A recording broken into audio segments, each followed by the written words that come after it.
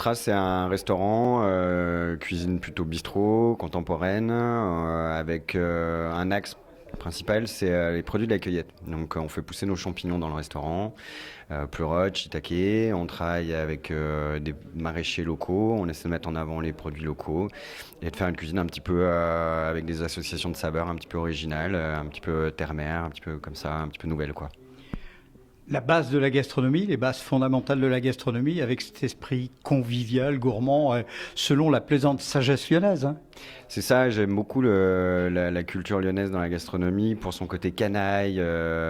Des potrons minés, hein, là, une petite andouillette. Là. Moi j'aime beaucoup ça, j'ai grandi avec la cuisine des mers, la cuisine de bouchons, je travaillais dans des bouchons tout début de ma carrière avec Gilles Maisonnave et j'ai cette culture de la tripe, j'ai aussi cette culture du canon et j'aime bien que dans mon bistrot les gens se sentent à l'aise. Que ça parle fort. J'aime bien cette culture-là en fait de la restauration et de la culture de la gastronomie lyonnaise quoi. Ça vous gêne ou ça vous interpelle lorsque l'on parle de bistronomie? Bistronomie, je pense que ça représente un type de restauration qui a un petit peu fait changer et bouger les choses il y a quelques années de ça maintenant. Aujourd'hui, je trouve qu'il y a encore autre chose après la bistronomie qui est aussi un intermédiaire entre la haute restauration et la haute gastronomie et la cuisine de comptoir ou la cuisine de bistrot. Ce petit intermédiaire, moi j'aime appeler ça nouveau bistrot ou néo-bistrot. C'est une culture un petit peu semblable à la culture de bistrot, un peu plus débridée que la bistronomie. Néo-gourmand, néo-gastronomie? En quelque sorte, ouais, c'est ça, tout à fait. Hubert, cette volonté de changement, de renouvellement, d'apporter du nouveau, hein, une fois encore, non seulement dans la cuisine, mais également dans le comportement des cuisiniers comme des clients, c'est ce qui a fait que vous êtes l'un des 20 adhérents fondateurs de la toute nouvelle association Bande de Gourmands. En effet, ouais, c'est tout à fait un des critères, c'est de se dire qu'aujourd'hui, on a la possibilité d'offrir quelque chose de différent avec notre cuisine, avec notre savoir-faire, et donc du coup de fédérer cette nouveauté autour d'un groupement, d'une association, d'un collectif. Je pense que le mot collectif, c'est le plus approprié pour partager nos expériences, nos savoir-faire, et puis surtout créer de l'événementiel ensemble, faire des choses un petit peu hors les murs, à l'extérieur de nos restaurants, avoir un échange commun et proposer quelque chose de nouveau aussi à la clientèle lyonnaise et puis justement essayer d'attirer aussi une nouvelle clientèle dans nos établissements qui pourrait éventuellement venir de bien plus loin.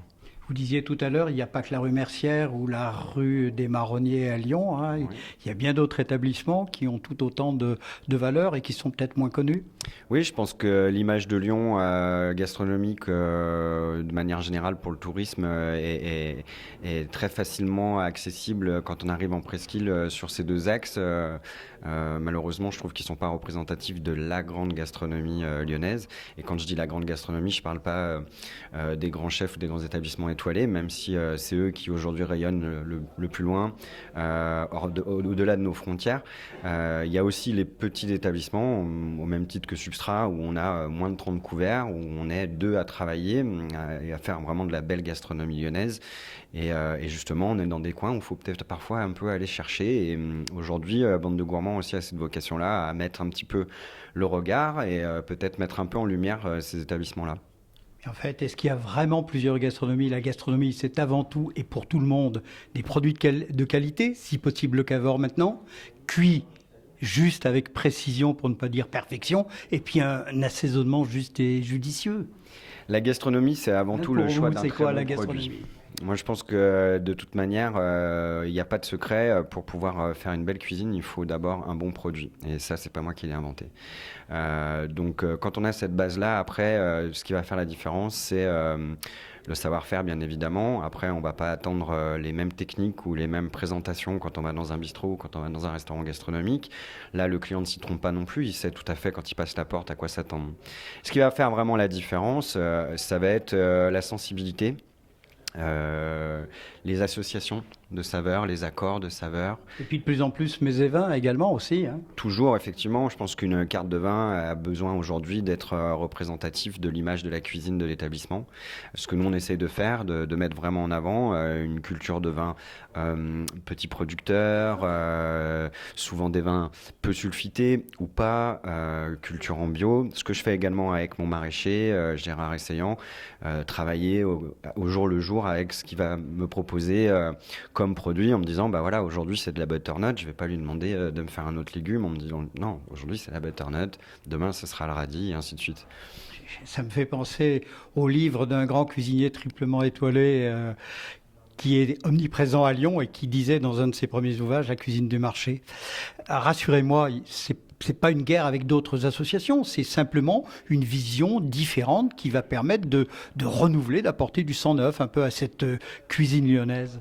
Il n'y a pas du tout de rivalité ou de volonté de se mettre en opposition ou en guerre. On a juste envie, encore une fois, de mettre en lumière des savoir-faire, des techniques et des compétences nouvelles, modernes, au travers d'événements. Pour ce faire, on avait besoin de se fédérer et de créer une entité pour pouvoir à tous ensemble faire des choses à l'extérieur de nos établissements. On a tous des établissements avec des styles différents. Jérémy a son style. Jérémy Galvan, qui fait partie de Bande de Gourmands et qui a un restaurant, un établissement qui est aujourd'hui reconnu et qui fait vraiment une belle cuisine et fait une cuisine différente de la mienne. Et puis beaucoup d'autres. Aujourd'hui, on avait envie de se mettre ensemble et puis de proposer aussi de faire des choses en commun, de proposer quelque chose en commun. Il n'y a pas de rivalité entre les uns les autres. Oui, juste pour que ça soit bien clair. Que les choses soient bien claires. Si les gens ont des rivalités avec Bande de Gourmands à l'avenir, nous en tout cas, on ne cherche pas à rentrer en guerre ou en opposition avec tous les autres collectifs qui ont été déjà mis en place jusqu'à présent à Lyon. Et puis, il ne faut pas oublier que ces gens-là, à un moment donné, ont fait aussi bouger les choses. Et puis vous avez travaillé chez ces gens-là.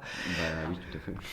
Hubert, merci. J'allais vous demander le mot de la fin. FAIM, quel est votre plat phare, fétiche aujourd'hui, avec quel type de vin ?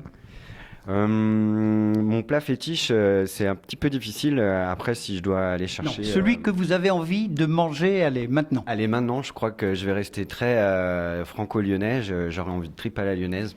Pour le côté un peu qui colle aux dents, avec les oignons bien caramélisés, bien confits. Et puis, pour moi, l'accord parfait, c'est un beau chardonnay, un beaujolais blanc ou un mâconnais bien droit, quelque chose de fruité, de frais.